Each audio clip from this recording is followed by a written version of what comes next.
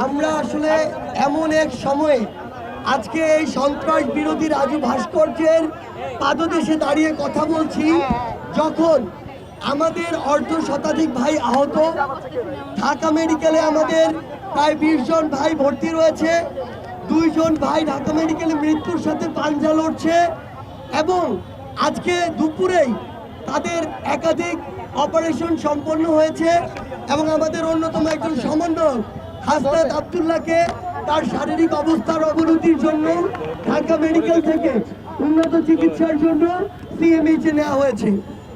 এখন আপনারা যদি একটু লক্ষ্য করেন যে আসলে এই পরিস্থিতি কিভাবে তৈরি হলো। আজকে বর্তমান বাংলাদেশের যে নবগঠিত অন্তর্বর্তীকালীন সরকার রয়েছে, সেই সরকার গঠনের 1 মাসও হয়নি। আমরা কখনোই বলবো না যে আপনি এই সরকারের সমালোচনা করবেন না, প্রশ্ন করবেন না, বরং আমরা আপনাদেরকে যৌক্তিক উপায়ে উৎসাহিত করি এবং আমরাও চাই এই সরকারের যে কোনো যৌক্তিক সমালোচনা করতে, প্রশ্ন করতে। কিন্তু 16 বছরের যে ফ্যাসিস্ট সরকার বাংলাদেশে একটি করাপ্টেড সিস্টেম তৈরি করে দিয়ে গিয়েছে, সেই সিস্টেমের বিরুদ্ধে যখন নতুন আরেকটি সরকার আসে, ওই সিস্টেমটি বুঝার জন্য তো ওই সরকারের ন্যূনতম কয়েক মাস সময়ের প্রয়োজন হয়। পাশাপাশি এই যে ফ্যাসিস্ট সরকার 16 বছরে আমলাতন্ত্র থেকে শুরু করে বাংলাদেশের প্রত্যেকটি সেক্টরে তার তোষামতকারী ও মদতপুষ্ট যাদেরকে বসিয়েছে, এখনো তো তাদেরকে সমূলে উৎপাদন করা যায়নি। এমন একটি জায়গায় দাঁড়িয়ে সরকারের সবার আগে প্রয়োজন এই সার্বিক অবস্থাটি বোঝা। যারা ওই ফ্যাসিস্ট সরকারের মদতপুষ্ট দুর্নীতিবাজ রয়েছে, তাদেরকে ওই সিস্টেম থেকে উৎপাদন করা এবং তারপরে সিস্টেমটি নতুন করে রিফরমেশনের দিকে যাওয়া। সেই জায়গাটিতে আমরা গতকালকে লক্ষ্য করেছি, আনসার বাহিনীর নাম করে কিছু সন্ত্রাসী সদস্য, আমরা বিশ্বাস করি ওখানে যারা ছিল তারা আনসার বাহিনীর সদস্য নয়, তারা হচ্ছে আনসার লীগের সদস্য, যারা তাদের সময়ে জনগণকে সেবা না দিয়ে ওই লীগকে সেবা দিয়ে এসেছে, যারা যোগ্যতার ভিত্তিতে সে স্থানটিতে না এসে লীগের তোষামত করে পা চেটে ওইখানে এসেছিল।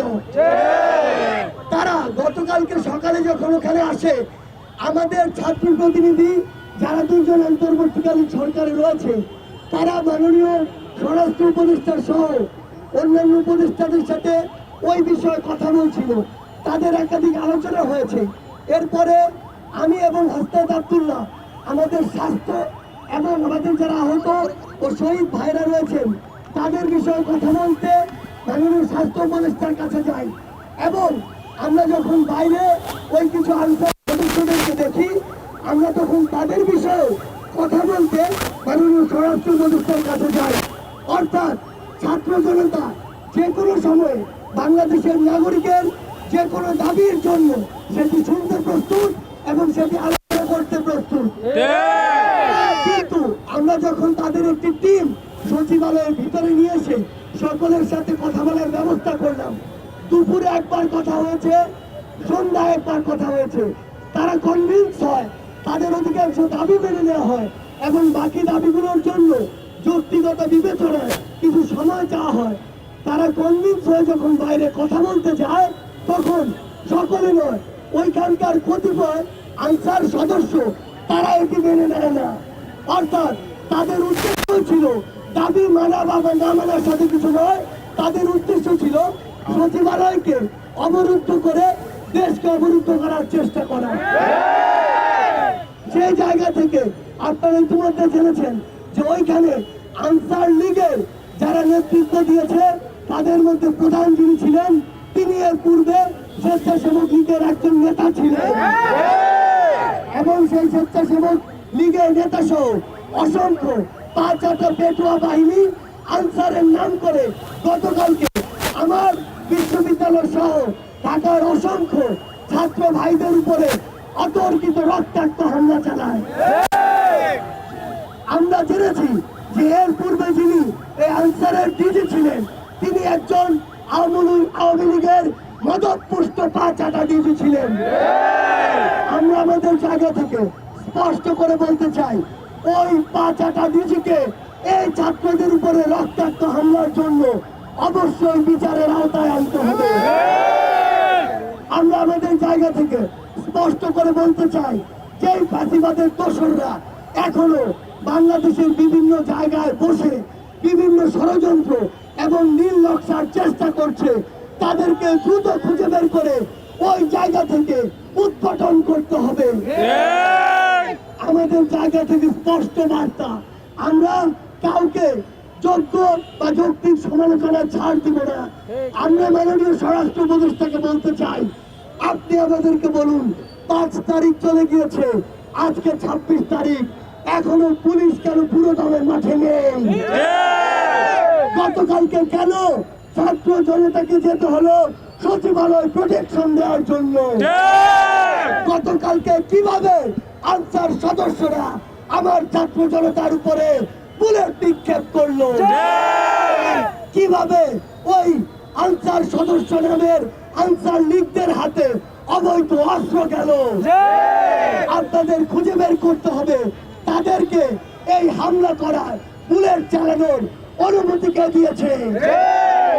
আমাদের জায়গা থেকে স্পষ্ট বার্তা, অন্তর্বর্তীকালীন সরকারের কোন একজন উপদেষ্টা যদি তার দায়িত্ব পালনে নিজেকে যথেষ্ট যোগ্য এবং যতটুকু শ্রম দেওয়া প্রয়োজন ততটুকুর উপযুক্ত না মনে করে, তাহলে তার নিজে থেকে এর চেয়ে ভালো একজন অপশন খুঁজে দেওয়া উচিত।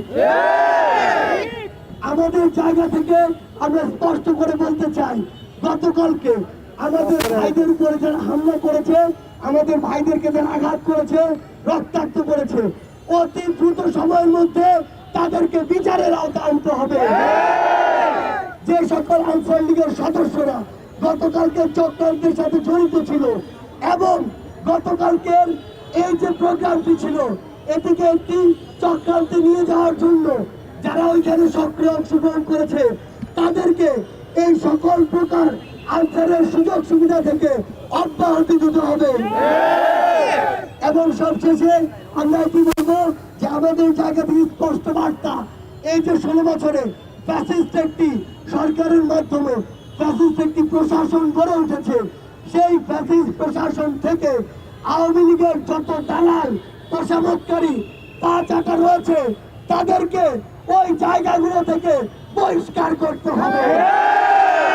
এবং পরিশেষে আমার ছাত্র জনতা ভাই বোনদের উদ্দেশ্যে একটি কথাই বলবো, যদি যে কোনো সংকট তৈরি হয়, ওই ষড়যন্ত্রকারী ওই শত্রুরা যদি কোনো ষড়যন্ত্রের নীল নকশা করে কিংবা আমরা যদি এর মধ্যে কোনোভাবে আপতিত হই, গতকালকে যেভাবে আপনারা সমুদ্রের ঢেউয়ের মতো দিয়ে সকল চক্রান্তকে নস্যাৎ করেছেন, আগামীতেও 5 মিনিটের অ্যানাউন্সমেন্টে এমন করে সকল নীল নকশাকে আপনারা ধুলোয় মিশিয়ে দেবেন।